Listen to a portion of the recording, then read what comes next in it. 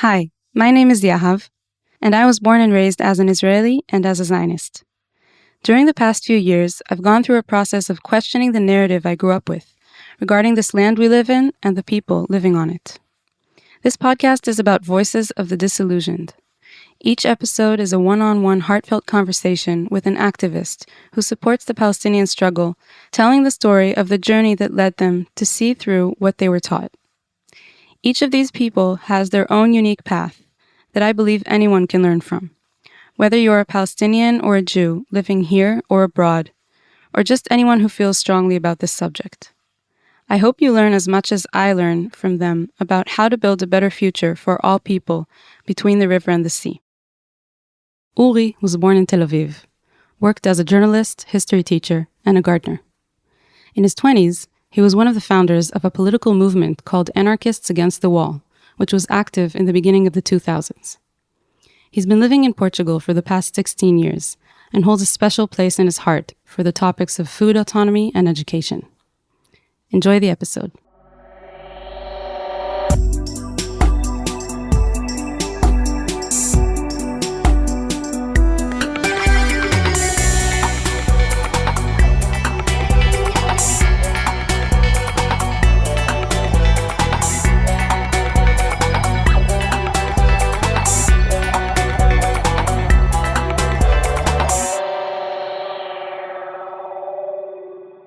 Hi, Uri. Shalom. How are you? I'm good. So tell me a little bit about yourself, your family. Let's start with where your family is from. My mother is seventh generation in Jerusalem, so it's an ultra-Orthodox family. And my father, his parents came from Poland just before the Holocaust. So you grew up in a religious home? No, in a Masorati, in a traditional home, because my mother, she left the ultra-Orthodox world when she was 18 years old. Mm-hmm. And you grew up in Tel Aviv? Yes, in the north of Tel Aviv, in a bourgeois, happy neighborhood, happy family, left-wing Zionist, the normal one. What does this mean, left-wing Zionist, for your parents? That we really believe that we should be here, the Jewish people, that it's very important that the children will go to the army, and that we still hold in the same time the peace, the equality, the solidarity. And for you, this logic worked for the first years of your life? For sure. I remember something that my nephew told me, but I could think the same when I was a child. He came back from kindergarten and he said, we were told in kindergarten that there are good Arabs and bad Arabs. The good Arabs are the ones who are going to the army, and the bad ones are all the others. Wow.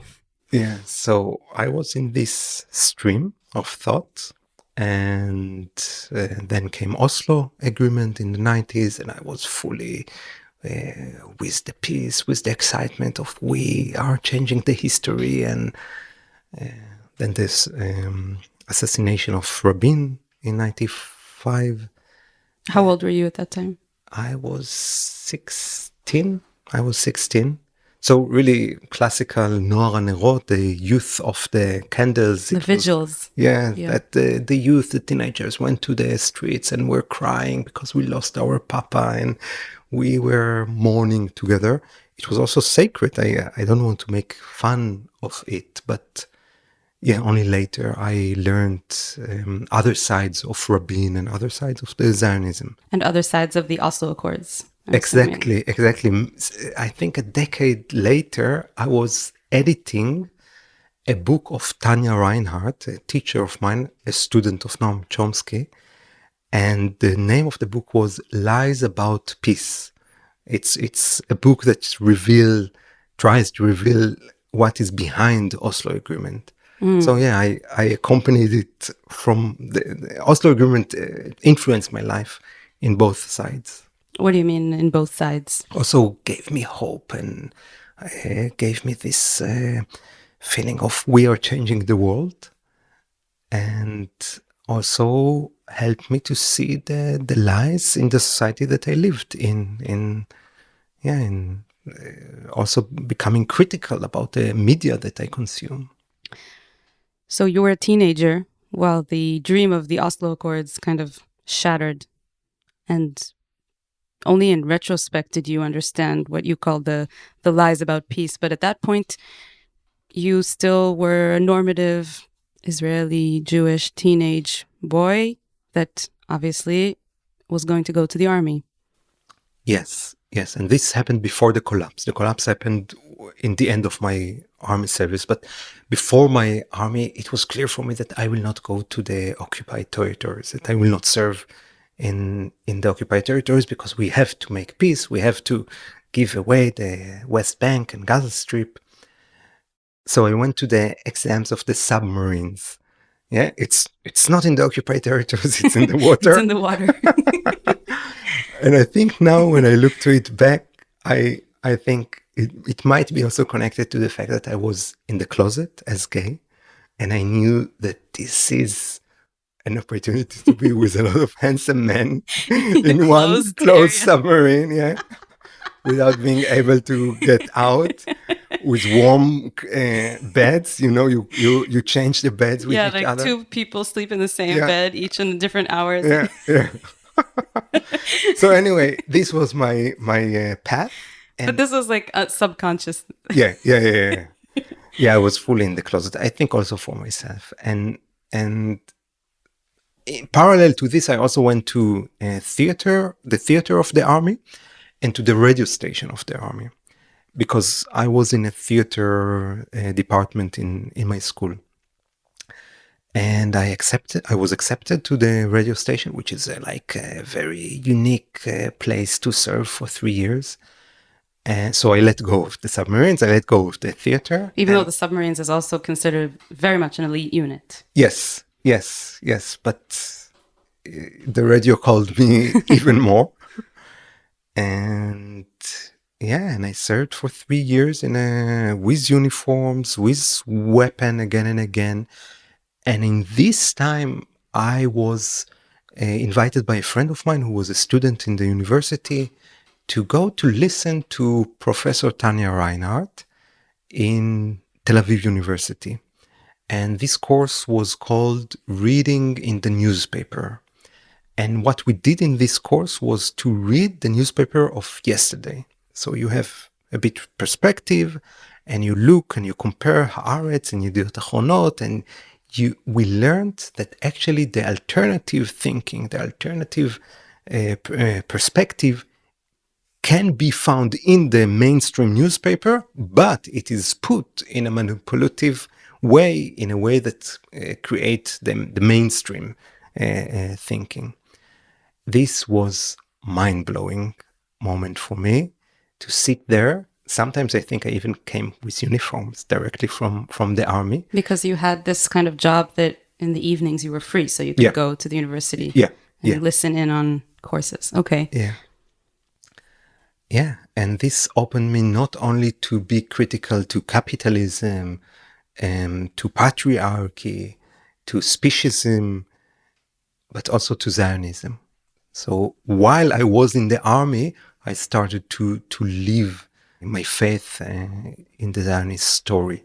This is really interesting because you're a soldier sitting in uniform in this course, and the professor is talking about being critical of Zionism and being critical of the Israeli media, while you are a soldier serving in the army media, the main army radio station, which is also the main radio station that everybody in Israel listens to. In the morning, you're producing the news for the whole country, and in the evening, you're listening to her criticize how it's portrayed. It's true. And it took me a while to feel bad with this terror, because I still felt that I make a good influence. With the fact that in the nights I have a radio program that I can read poems of Bertolt Brecht against the army, pacifist poems. I still believe that from within I have a good influence. So you were doing like the news and the daily things during the day, and in the evenings going to these courses, and then late at night you had your radio show where you were able to kind of like be a dissident in your way. Exactly. And how long did this hold out? Like how long did this dissonance work for you? A few months, a year. And in the end of my army service, there was the elections for Ehud Barak. So there was a change from right-wing to left-wing government. By the way, I was caught making graffiti for the left-wing candidate for Barak. While you were still a soldier. Yes. I will not tell the whole story, but it's a funny one. But anyway, it was again this euphoric feeling of we are changing, and now the change happened after the Bibi Netanyahu was the prime minister, and after the assassination of Rabin, now there is another chance for peace. And then there was the big collapse with Camp David and with the second Intifada. So this was the collapse of all of my dreams and illusions. So the illusion was about the occupation is still going on because the right wing is in control. And once the left wing will be in control, then we will see peace. And then when the left wing was in control, peace did not happen. And you understood that it's not about right or left. Yes. And on another level, I was so busy with 67. Yeah, I remember already in the age of 13 years old, I knew this is not fair. We stole this land from them in 1967. And when I realized it started in 1948, this was the boom to my consciousness. So I couldn't explain the existence of Israel. I couldn't justify the horrible crimes that I discovered only in the time that I was in the university. Only in my early 20s, I was a student in Tel Aviv University. I went to a screening of a movie of Muhammad Bakri, 1948, the name of the documentary. And there I realized what I call the War of Independence is actually the Nakba. It was the first time that I discovered this term and the facts behind it. 500 villages were demolished, 500,000 refugees. What's the difference between this war and this occupation to the occupation of 67? So this was a big shift in my political education. You also said about changing from within that you wouldn't serve in the occupied territories, but there was one incident where you were sent to kind of do like a week of guarding near Gaza. Tell me a little bit about that. It's quite embarrassing story. I was in the end of my army service, and there is a duty, even if you are serving not as a fighter, you have once a year, I think, to go for a week and to serve as a fighter or as a supporter of fighters. And I was sent to Mahsom Erez, to the checkpoint Erez in Gaza Strip. And I already knew I'm against the occupation in Gaza Strip. But I had to do it because I'm a soldier. So I bought a huge amount of chocolates and I gave it to the workers. My job was to check the workers who went out of Gaza before they entered to work in Israel. So whoever I checked, I also gave a chocolate as a way of asking forgiveness for what I do. So yeah, just another example of this terror that we mentioned. What do you think of this today when you remember your 19, 20-year-old self doing this with a good intention, but in retrospect, you feel embarrassed about it? If you would ask me 10 years ago, I would be very embarrassed and angry, and I would tell this boy, hey, wake up. And I feel now, being a father, being 44 years old, I also forgive him for the ignorance. And also I see I have a 14 years old child who is now talking about going to the army. It breaks my heart. Yeah, it's the most horrible thing I can imagine as a father. And still, I cannot expect in this age to be so critical or so independent. Yeah, I know it took me a while to wake up. And even after I understood the lies, it took a while to take the courage to say no. So, yeah, so I also have forgiveness to the mistakes that I did. And you were also telling me that you were closeted before you went to the army. Tell me a little bit about what it was like coming out of the closet with a family who considers themselves liberal. So actually, in the end of my army service, I went to the gay parade in Tel Aviv. My picture was put in the newspaper, so it pushed me to get out of the closet. I could, maybe I'm the only one who could recognize that I'm one of the hundreds in this picture. But anyway, I invited my parents for a talk with my sisters, and I wrote a letter. It took me a month to write this letter and to decide if I say I'm gay or I'm homosexual. And I read the letter, and my mother started to cry, like as if she lost her child. Wah! Wah! Like this for 20 minutes, and we are running after her, saying, "Mama, are you okay? Wah! Please just hug me, just tell me that you love me." Wah! Going to the bed, punching the pillow. And after 20 minutes like this, she wake up, she stand up and she hugs me and she says, "Of course I love you. That's why it's so hard. We will overcome." Anyway, they started the process of making peace with it and learning what does it mean. It took them 2 years to come to the point of really accepting me as queer and my boyfriend in that time.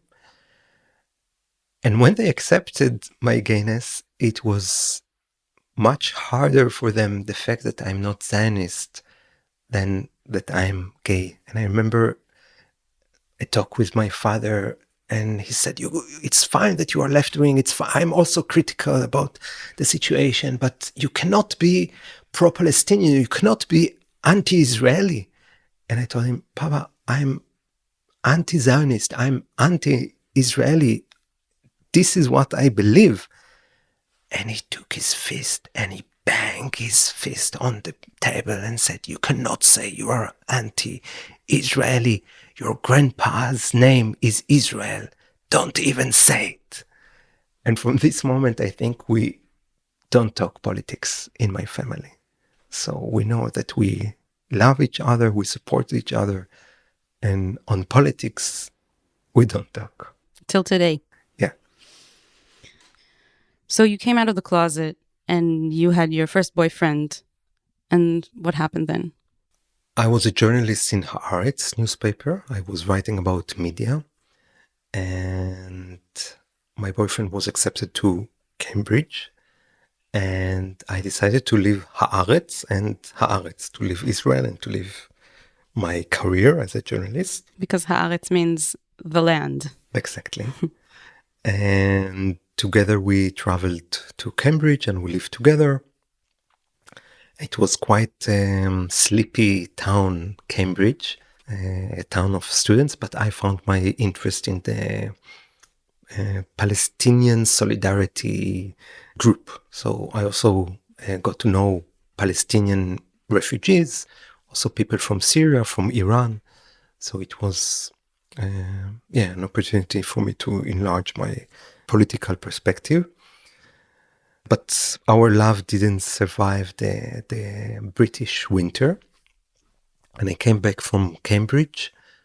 And in the first weeks after I came back, I was invited. I came back to the university, to the Tel Aviv University, and I was invited as a student for a meeting between Israeli and Palestinian students in Neve Shalom, Wahat El Salam, which is a village of Israelis and Palestinians between Tel Aviv and Jerusalem. And it's the only place that is in Israel which is insisting on not only Israelis and Palestinians living next to each other, like happens in Jaffa, in Haifa, but insisting on political work, on insisting on equality. Yeah, it's very important for them. The number of the families, and they have a school for peace, also for their children, and also for other children, and also for adults. And for this school, I came. Later on, I became a teacher, a facilitator in meetings of Israelis and Palestinians in Neve Shalom, Wahat al-Salam, because it changed my life so much. Because during these days, I understood how my voice is important in the Israeli group.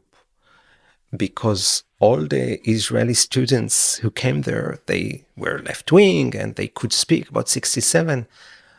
But to speak about the wrongdoings of 1948, I felt very lonely in this situation. And in a way, it empowered me to bring this voice even more, especially confronting the stories of the Palestinian students. I came there with buses, very easy, and they were walking for hours in order to go around the checkpoints. Yeah, they came illegally in order to bring their stories. So I felt also the responsibility to bring these stories back. And with this existential feeling, I remember coming back and then listening to the radio that Rachel Corrie was murdered. Rachel Corrie was an American peace activist who, in the age of 24, while she was demonstrating against bulldozer, trying to prevent the bulldozer to demolish houses in Gaza Strip, and the bulldozer was running on her, and she was killed. And I remembered me, okay, I'm 24 years old. She is 24 years old. I understand that the occupation is bad, but she gave her life to it. And I understood, okay, from this moment, I dedicate my life. I don't want to die for it, but I definitely want to dedicate my life to the end of the occupation. So she was a 24-year-old American citizen who came to be in solidarity with Palestinians, and you were an Israeli Jewish young man who is part of this story, and you decided, I'm going to do whatever I can to carry on her story and her doings, even after her death. Exactly. By the way, she was also Jewish. And yes, until then, I was an activist, but also for social justice and also for animal rights and LGBT rights. And this was the point of, okay, not only I dedicate my life to the end of the occupation, but I will replace her in the ISM, in the International Solidarity Movement, the organization in which she was active. So a few days after I joined the ISM, I went for training in the occupied territories, of course, crossing the border, illegal for Israelis to go to Bethlehem, I think, and then to Nablus.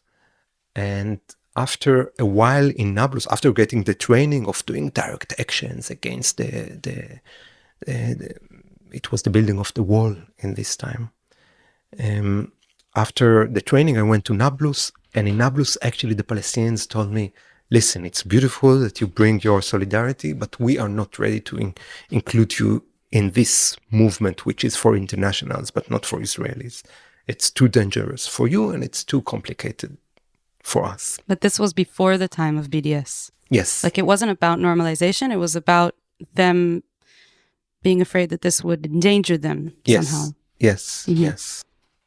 So I remember coming back from the ISM with the question how to continue. I want to replace Rachel Corrie. I have this duty, this commitment. And then we met. Again, Tanya Reinhardt. Interesting that it's the third time that she's is weaved into my life story. Tanya Reinhardt was in her 50s, I think, and all the others in this group were in their early 20s. She's the professor. Yeah. That taught you how to read the media in a critical way. Exactly. A day later. Exactly. And we met with the question of how to create an Israeli ISM, an Israeli solidarity movement, which will use the same methods of direct action, of being arrested, of working together with Palestinians against the wall that was built in this time. This was during 2003? Yeah. Mm-hmm. And our first cooperation partner, our first invitation was from the village Mascha. An amazing and courageous farmer, Nazi, invited us, a group of Israelis, some of us with Mohawk, punks, many of are vegan and queer. Like, it was a very interesting meeting of quite conservative, communist farmers and the punks of Tel Aviv. Culture clash, you could say. Yeah, but it was beautiful because we had time to talk and we had the conditions to be truthful and authentic with each other. We met there and we stayed. We came for creating a camp on the land in which the wall supposed to be built. So you already knew that the wall was supposed to be built like on the threshold of his land, his agricultural land? On his land. On his land. So the wall, as we know, it's not going on the border between Israel to what's supposed to be Palestine, but it goes into the Palestinian land. So cuts through people's lands, people's villages. Exactly. Mm-hmm. So we were there between the olive trees, creating fire in the evening, going to sleep in sleeping bags under the stars, knowing that one day the bulldozers will come to us. And it happened.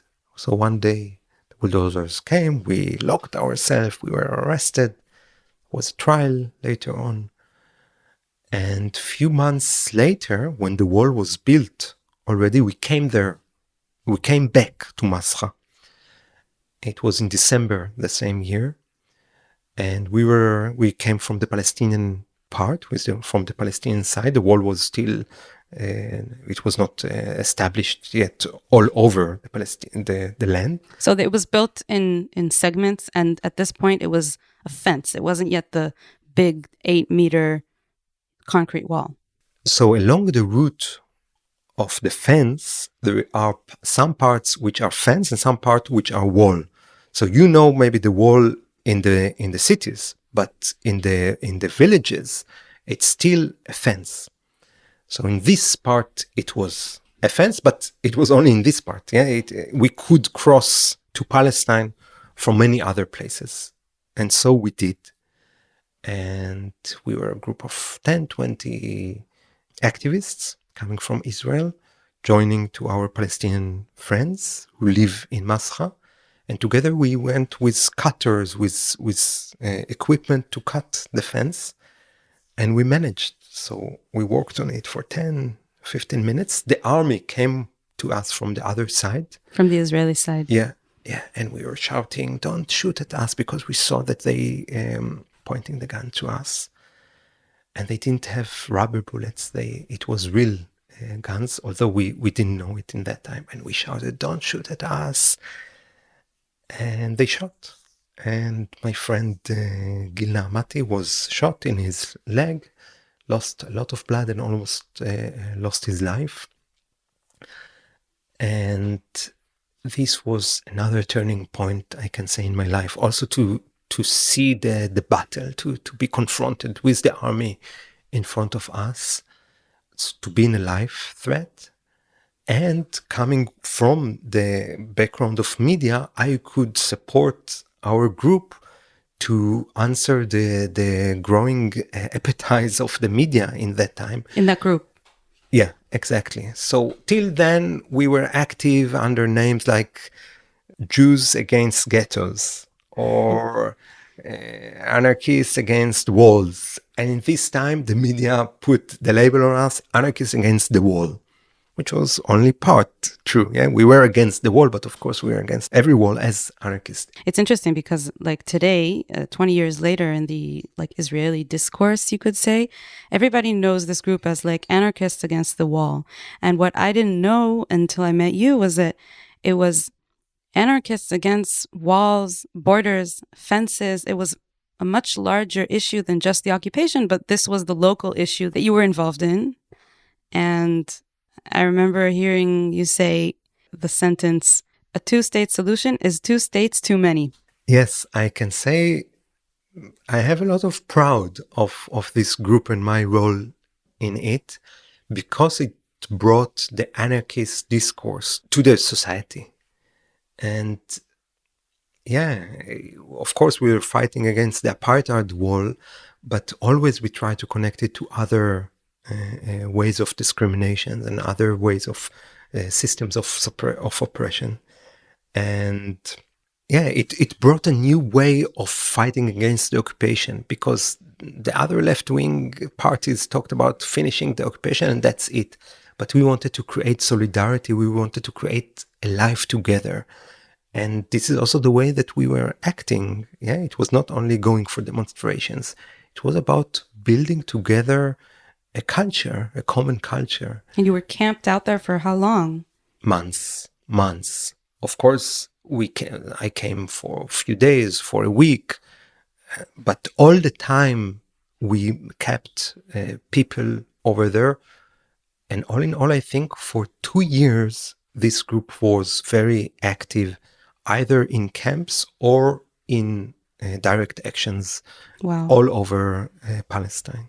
I really like the name Jews Against Ghettos, because it just really tells such a big story with 3 words about what you believe in, what you're doing, why are you there, what this really is, because it's building a ghetto around a population of Palestinians. And this is one of the most painful points for me when I look to the conflict, or when I look to this war, is to see the influence of the Holocaust, the influence of our background in repeating the trauma. This is very painful. And I can also say about the name that now I see more the provocative layer in it than the deep truth in it. But anyway.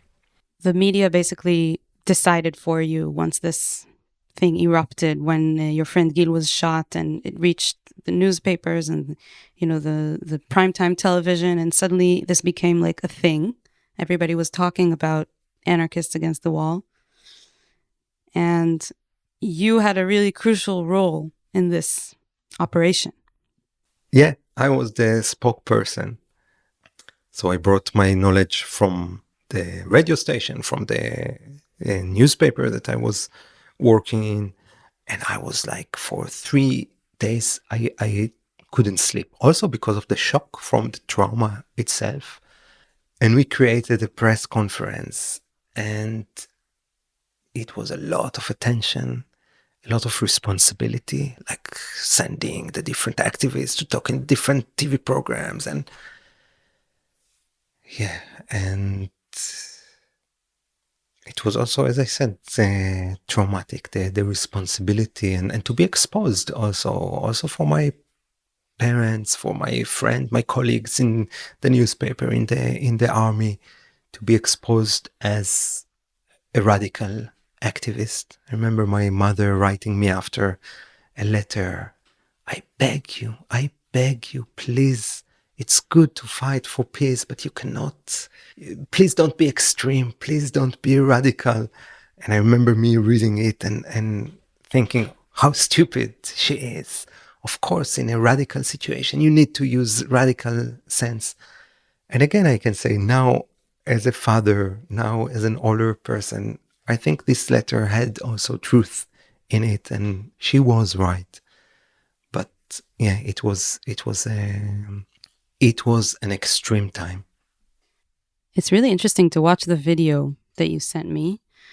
I'll put a link in the show notes of this episode for anyone who wants to watch it. It has translation to English as well. And it's kind of like an analysis of that demonstration when your friend was shot. And so many discrepancies about how the military operated, and also about how the military reacted to your claims. And just so many lies and so many claims that you guys were endangering, and they thought that and they didn't know that you were Israelis, and all these different things that they claimed that were supposed to allegedly justify shooting someone who almost died. So I just want to say, thank you for creating this video. It really explains this this one incident in history, in the history Which of happens resistance. again and again. For Israelis, it was special, yeah, and that's Yeah. why it got coverage. But for Palestinians, it happened every day. So Yeah. this was an opportunity to expose the lies of the media and the army. Yeah, it wouldn't even appear in the media, definitely not on the front page if it were Palestinians, because that we know that that happens every day. And then now they were shooting an Israeli, so it became like front page. Yes. It's also says a lot about the culture and the political situation.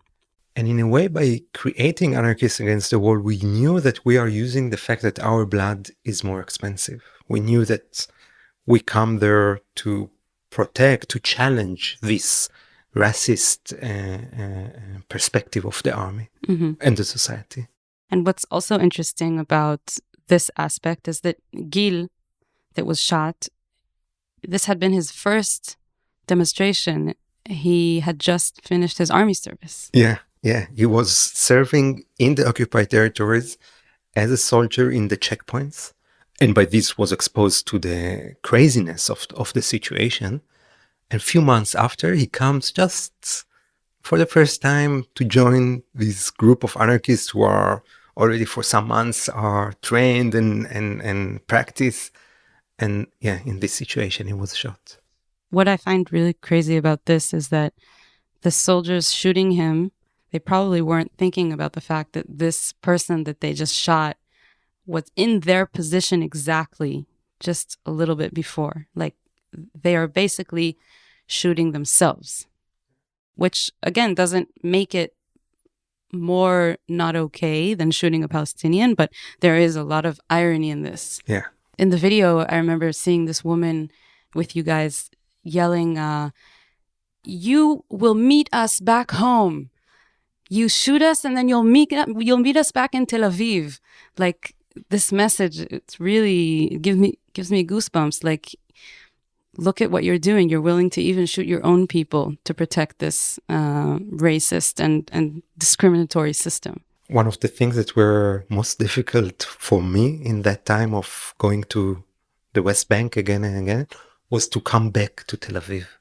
I remember I come back to the central bus station, going through Rothschild Boulevard and seeing the people eating in the cafes and seeing how beautiful and normal everything, and coming from this place of tear gas and poverty and violence, and cannot bridge the two worlds, which are 20 minutes ride from each other and totally separated, now with the wall even more.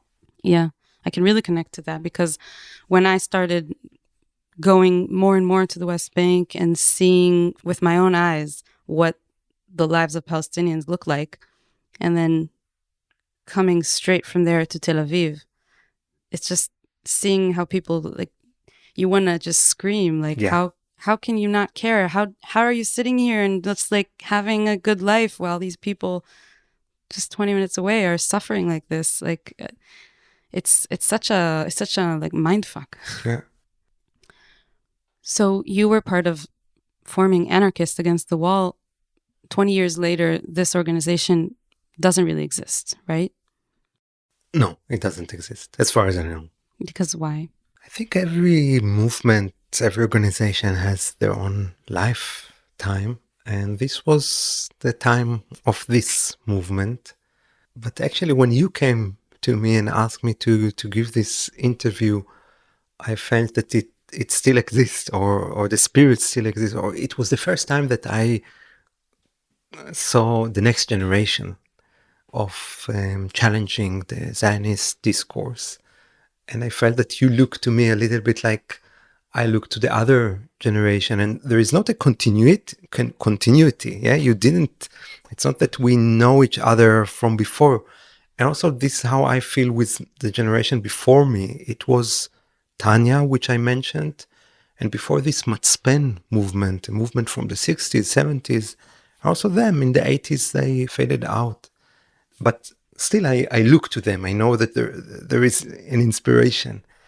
And after Anarchists Against the Wall, I didn't hear about a movement which is challenging this discourse So when you came to me and gave me the link for this podcast, it gave me this feeling, okay, the movement continues in a way that, in different ways, in different names. Yeah, like the torch is being passed on. Exactly. I think this is something that kind of comforts me when I think about like the movement or activism of Israelis against the occupation or pro-Palestinian, how it's so hopeless, the day-to-day work.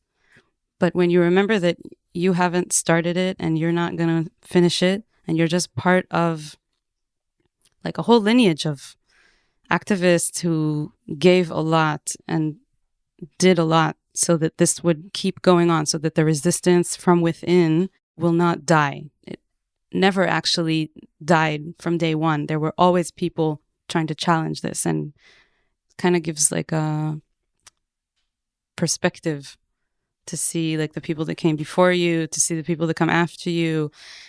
So thank you for that, for kind of showing me the history of what I'm doing, basically. I mean, I wish I was as brave as you guys, but I still feel like what you said, like there's a continuum. Thank you for your work. So for about 2 years, you were very much involved in this. And what happened after that when you stopped being part of Anarchists Against the Wall? I'm still part of Anarchists Against the Wall.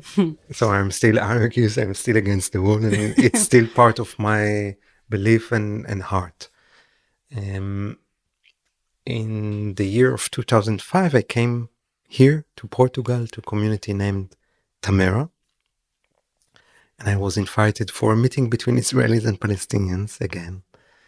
And I came here for this. I came for politics, and I stayed for other reasons. Or here, I discovered other parts of peace work, not only against the system, against the occupation, but I was open to the possibility of giving my energy to building this other world that I was dreaming of.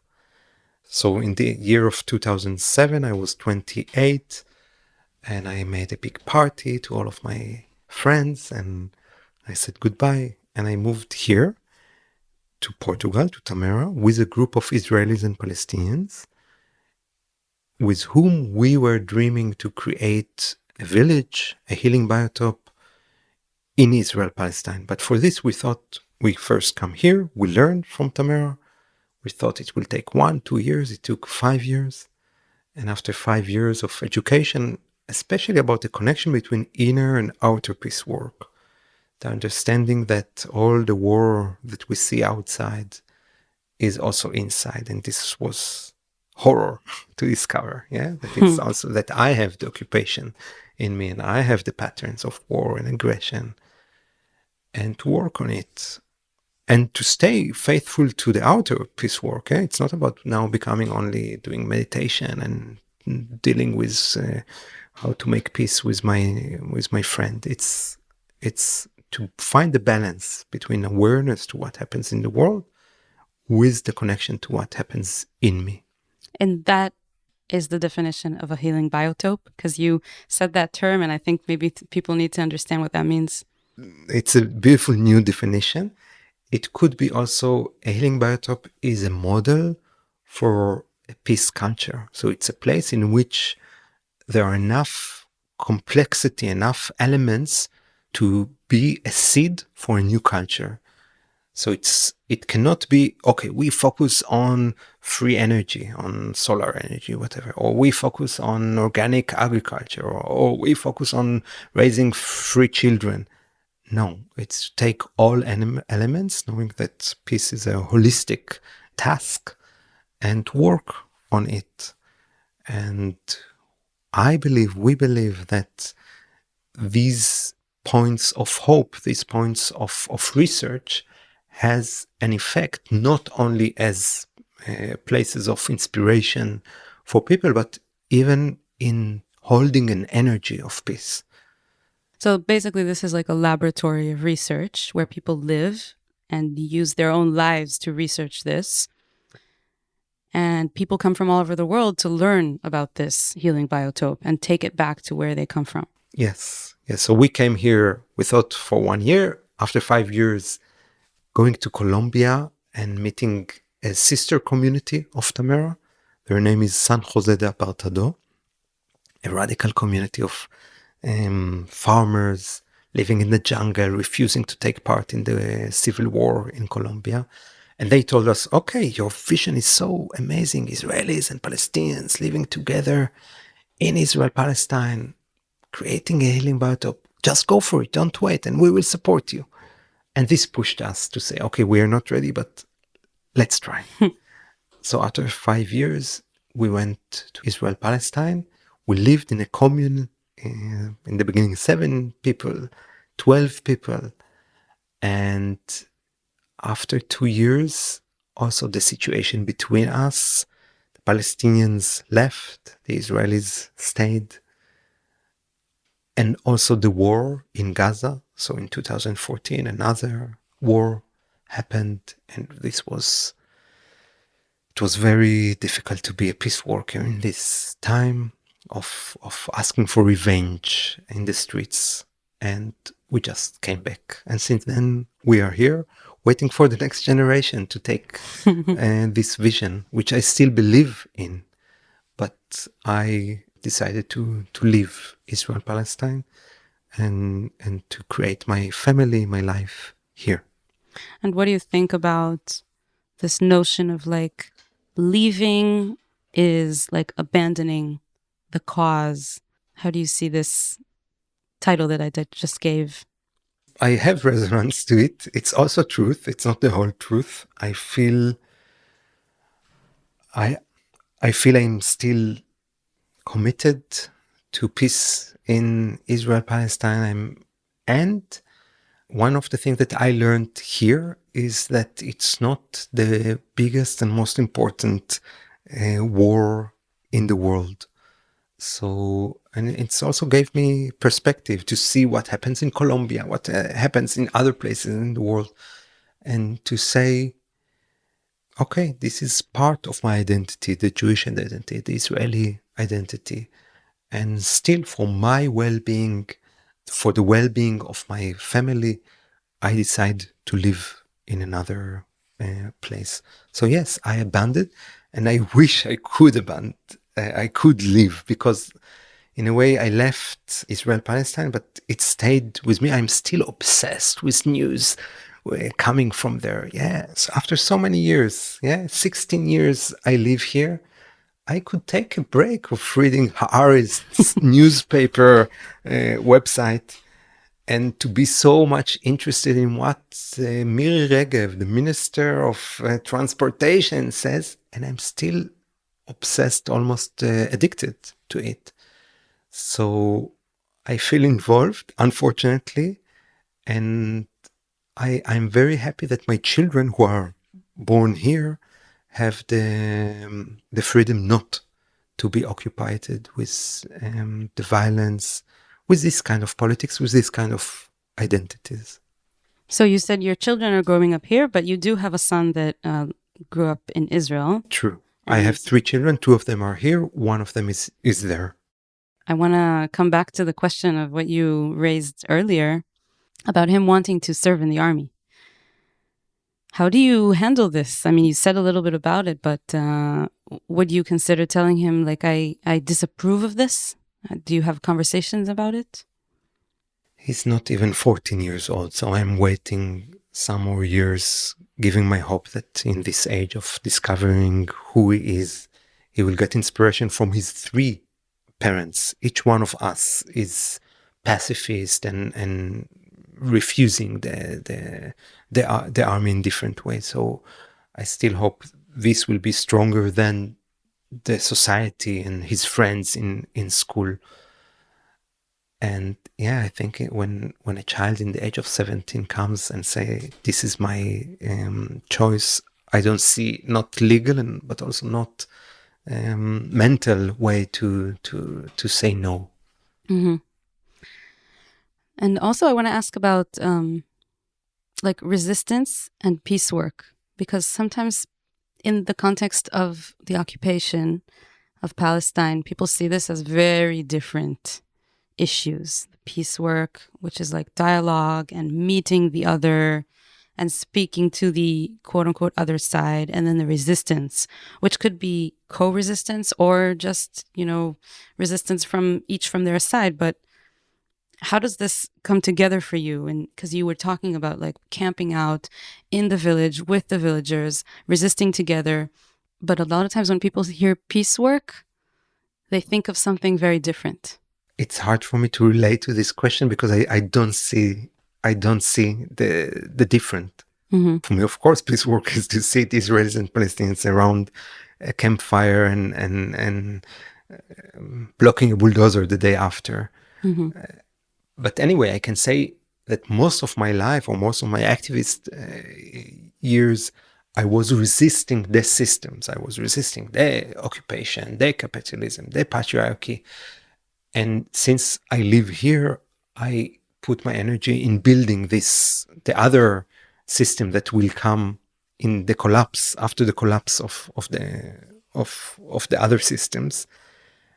And I don't want to preach anyone to stop fighting the bad systems.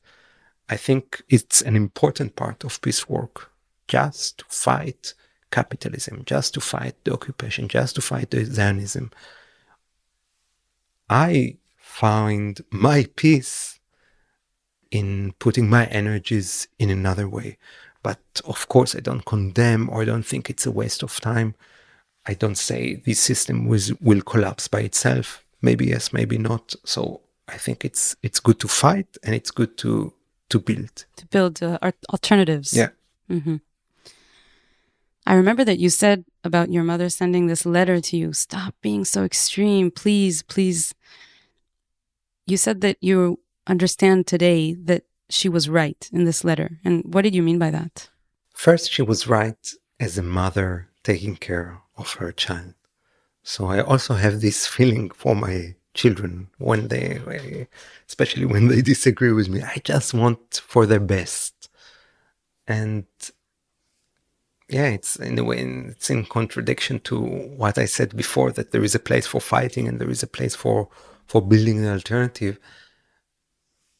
But I can say for my life, I couldn't deal anymore with being a peace worker and fighting as a soldier in the army of the anarchists. I remember a moment of going to another Palestinian village, and there was an Israeli guy telling us, preparing us for the action and saying, okay, you go from there and you go from there, and here is the map. And then the soldiers will come from there, but we will run there. And I felt like in an army training, in an army battle. And of course, we were fighting against the army, but the method was the same. And this, I feel, my soul wanted to let go of this ways of being a soldier. And I feel this is something that my mother told me and I couldn't hear. She told me, you cannot achieve peace by creating war. You cannot achieve peace by fighting against. And yeah, now I achieve peace in other ways. So she was right about you, like you realized about yourself that your mother understood this, that you are not meant to be a fighter. Yes, and I can add, not in this time. I feel full completion with my life as it was and with the ways that I used, which served me in the 20s. And in the 30s and now 40s, my soul needs something else. Thank you, Uri. Thank you so much for sharing all this rich history of yourself and of this resistance movement. Thank you very much again for your work, for bringing the voices, for the inspiration, also for confronting me with my path and role in this continuation of fighting for peace. And thank you, Roy Geva, for the beautiful music that he composed for this podcast. And thank you for listening.